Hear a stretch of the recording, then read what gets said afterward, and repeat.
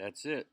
And just like that, another titan of industry, or at least a innovator and ringleader of industry, is closing its doors, and it looks like for good.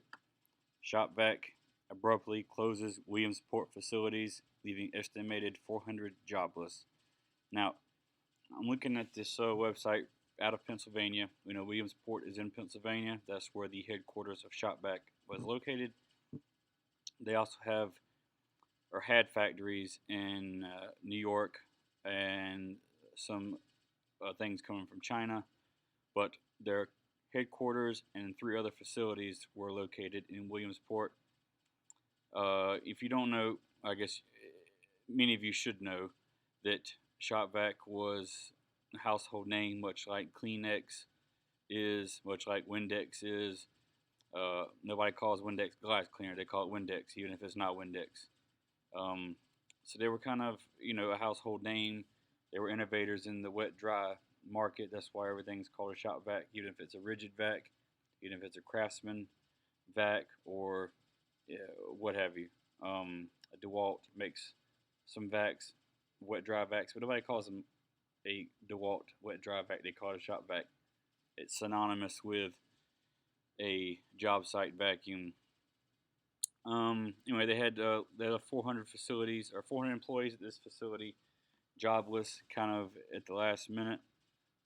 Just before 2 p.m. on Tuesday, they were closing the plant because of a sale that fell through. Um, Basically, they said that the company was in dire straits and that the pandemic sort of, you know, put them in a real bad way. But what I don't understand is, if you ever went to Lowe's or Home Depot during this whole thing, was the stores not packed? Was the stocks of Home Depot and Lowe's at an all-time high? Were they not just wheeling and dealing and having sales going out the wazoo and having a party every week at their in their offices? Um, but anyway, they were in the middle of a sale, and the buyer abruptly walked out, just left the offer on the table and left. So without even, I guess, maybe telling the employees, hey, we're trying to sell the company, they did it, and then the buyer just walked out and left. Now, what's interesting is that, if I'm not mistaken, on the research that I did, this Binghamton, New York facility had closed, I believe, back in 2019, and I believe they closed back in 2019 in their they closed about, I think laid off 144 employees in their New York plant, in the Binghamton plant, mid 2019.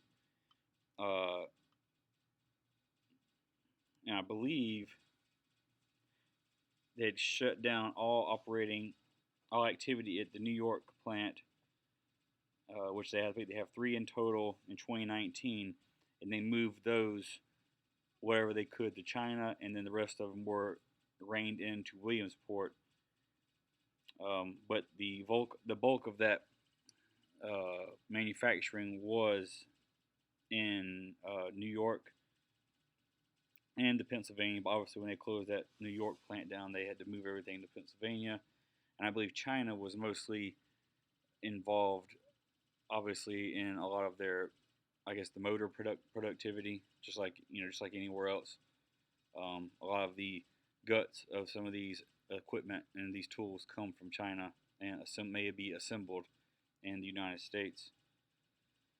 Um, if you remember back whenever Home Depot, or excuse me, whenever Lowe's was going through their transition where they were getting rid of a lot of the cobalt tools, especially hand tools, and were bringing in Craftsman. And you will notice that Craftsman started bringing in a lot of vacuums, and then the Shop-Vac vacuums kind of sort of went away.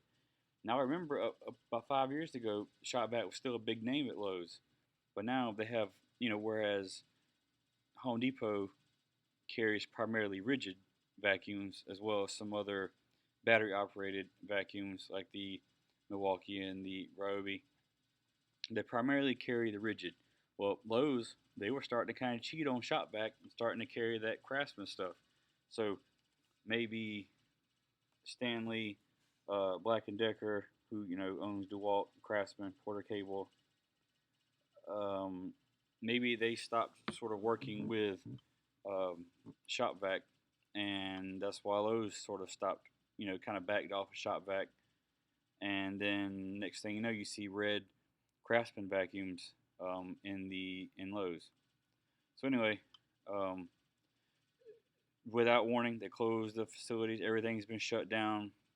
Looks like they're gonna have a couple administrative jobs sort of hang around probably towards the end of November, or at least towards the end of the year. But they didn't. Apparently, the Chamber of Commerce chair or director was pretty upset about this and claimed that the ownership of the facilities and the company did not reach out for assistance. If they had, they may have been able to assist the employees better with the transition. Apparently, there's a WARN Act that you're required to give employees at least a 60-day notice before closing. Obviously, there's an article or some information about this cabinet factory. I believe they were awarded or they were ordered to pay $10 million to settle a lawsuit in which they were accused of violating the WARN Act. They were, like I said, they were told the coronavirus pandemic and economic conditions left the Shop-Vac in dire financial straits. But as I said, business was booming at Lowe's and Home Depot. Let's see, the Facebook page, the last posted in March, and I believe it's been taken down or at least deactivated completely at this point. Yeah, I'm not sure how this was a family-owned company, but then at one time was owned by McCullough, unless it was bought out by another family corporation. Let's see. See what else we can read here. They're operated out of this McCullough Corporation that bought them in 1990 out of Arizona until 1995 until it was sold. So anyway, pretty much all the information on that. I imagine they'll be getting rid of a lot of the Shop-Vacs this year. Maybe they'll put them on a super sale. Christmas coming up. Anyway, it's kind of a sad situation. There's a lot of nostalgia around the Shop-Vac name, and to be honest with you, I think Shop-Vac will live on in its name and its title that we give.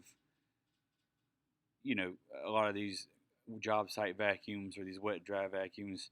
At least in my mind, a wet dry job site vacuum. Try saying that 10 times fast. Will always be called a Shop-Vac. And I think that's pretty much what you're going to see, especially up until, maybe some of our children that will never see the Shop-Vac name.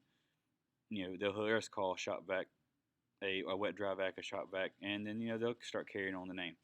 So I think the Shop-Vac name is definitely going to live on forever. And maybe sometime down the road, maybe another investment firm, or maybe another company, or one of these big conglomerates will pick the name back up. Now, is it going to be the same quality? Maybe not. Maybe it'll be better. Maybe that's what caused a lot of this the Shop-Vac name to kind of go under. So it'd be interesting to see what happens, and let's have a moment of silence while we in remembrance of Shop-Vac.